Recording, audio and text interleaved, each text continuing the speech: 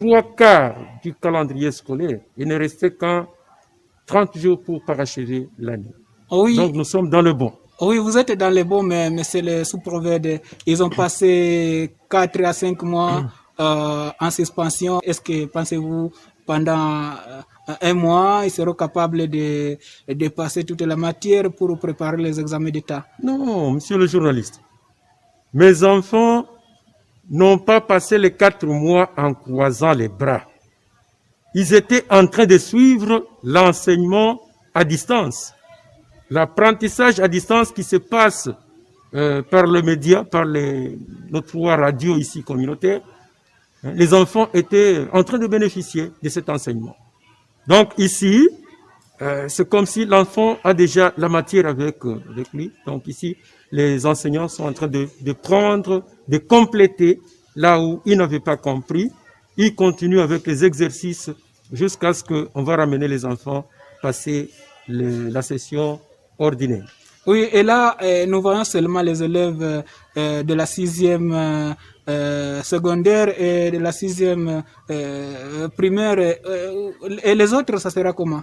Mais les autres, nous avons dit, nous allons commencer, ça sera une reprise progressive. Nous commençons d'abord par les classes de 6e. Et nous sommes passés dans des écoles voir l'effectivité de la reprise. Est-ce qu'ils ont respecté les règles d'hygiène? Est-ce qu'ils ont respecté les gestes barrières? Voilà, au moins c'est ce qui m'a poussé au moins à passer dans toutes les écoles pour la vérification. Maintenant, pour le reste d'élèves, je vais leur demander de suivre cet apprentissage à distance en attendant la décision qui va sortir du gouvernement. Dans l'entretemps, qu'ils suivent l'enseignement à distance et qu'ils fassent les exercices parce que nous allons dispatcher d'ici là les cahiers d'exercice. Qu'ils s'exercent une fois ils se butent devant une difficulté, qu'ils aillent vite recourir à l'école où il y a les enseignants qui sont permanents, qui les attendent pour corriger les devoirs. Voilà au moins ce que nous sommes en train de faire. Oui, à vous entendre, les autres élèves là, ils vont suivre les cours à travers les médias. Comment vont se faire leurs examens, leurs devoirs? Qui va poser des questions? Qui va les corriger? Vont travailler où? Ils seront accompagnés de qui pour... Monsieur le journaliste, je venais de le dire tout de suite là, que les cahiers d'exercice sont là. Il y a des exercices. Ils doivent faire ces exercices. Une fois terminé à passer l'exercice, il va se présenter à l'école pour la correction. Les enseignants sont là. Ils vont corriger. Et c'est sur base de ça, ils seront évalués. Pour monter la classe. Tout à fait. Oui, mais celui qui ne va pas bien répondre, il va reprendre la classe. Donc, il est de leur intérêt de suivre cet apprentissage à distance et de faire les exercices. Oui, parlons-nous un peu du calendrier. Comment est établi le calendrier par rapport aux épreuves? Oui, le calendrier. Là, nous commençons par le cycle primaire. Ceux qui vont faire le TONAFEP. Les examens iront du 26 au 27 de ce mois. C'est là où ils vont passer le texte de fin d'études primaires.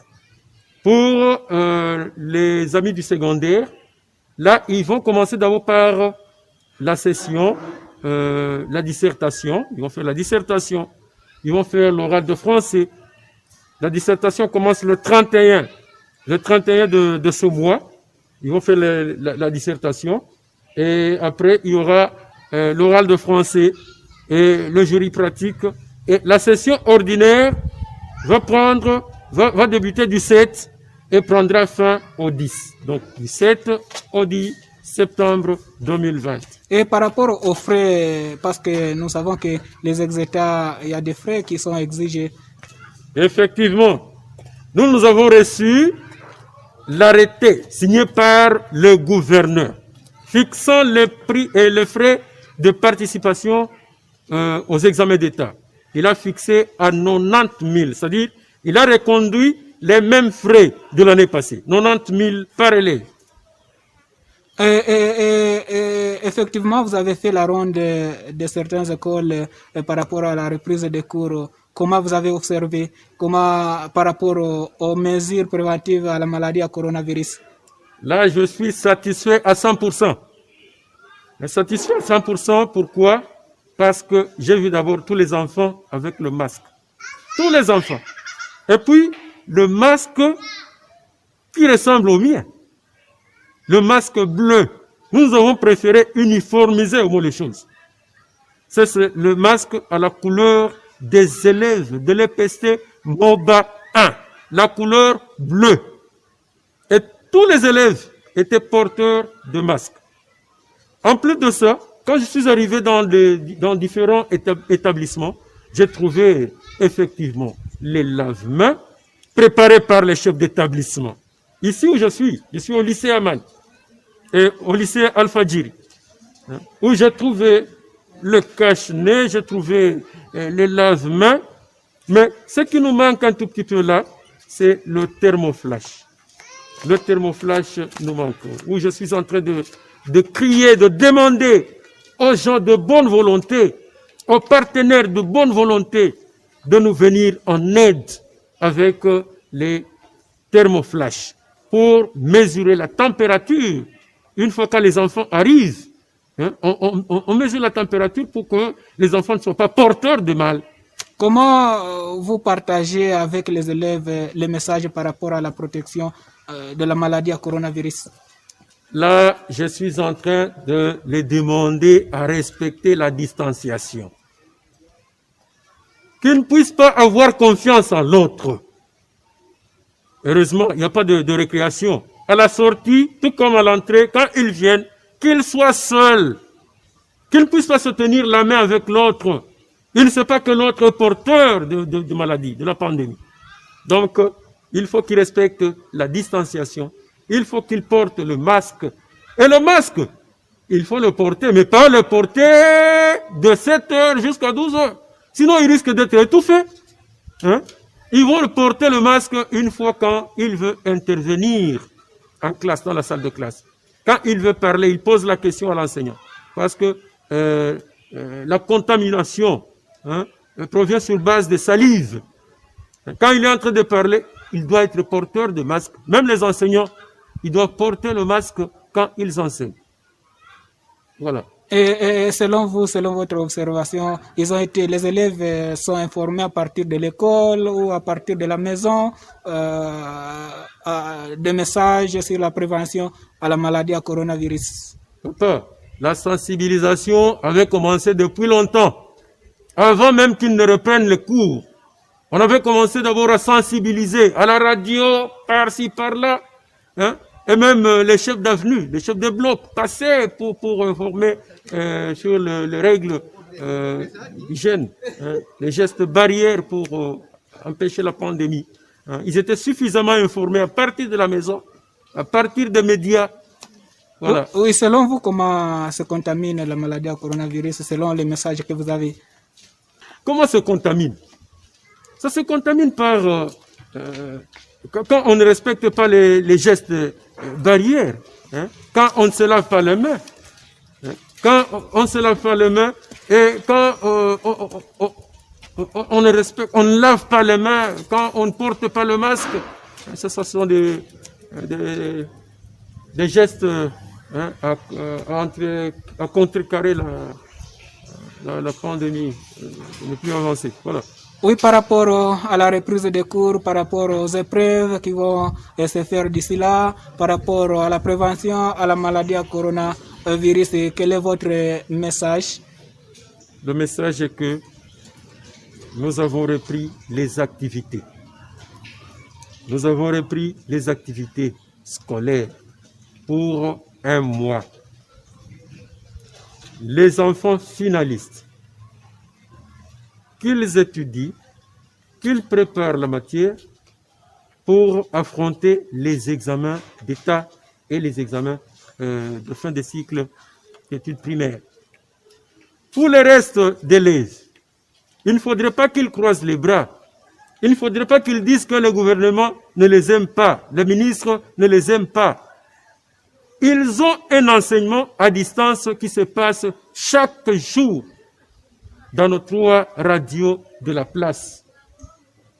Qu'ils suivent cet enseignement à distance, qu'ils ne puissent pas s'accorder le temps de faire des jeux, de jouer, d'aller par-ci par-là, qu'ils soient collés à la radio, parce que l'horaire leur était déjà donné. Et aussi, il y a les cahiers d'exercice, qu'ils s'exercent, qu'ils font les exercices, une fois terminés à travailler les exercices, qu'ils accourent vite pour les déposer à l'école afin que les enseignants les corrigent. Voilà au moins le message que j'avais apporté à tous les élèves, sans exception. Alors, vous avez seulement demandé aux élèves, peut-être aux parents d'élèves, à tout le monde, les enseignants. Oui, les parents et même les enseignants, qui n'oublient pas que la pandémie est là.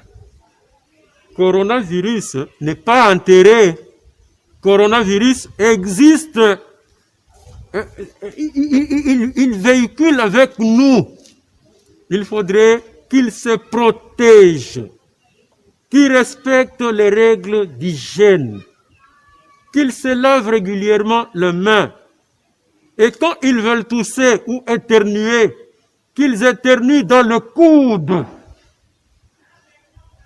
Et puis, qu'ils évitent de se serrer les mains, de s'embrasser avec n'importe qui. Voilà au moins ce que j'avais comme message à donner aux enseignants. Et en plus, tous les enseignants sont conviés d'être présents à l'école chaque jour.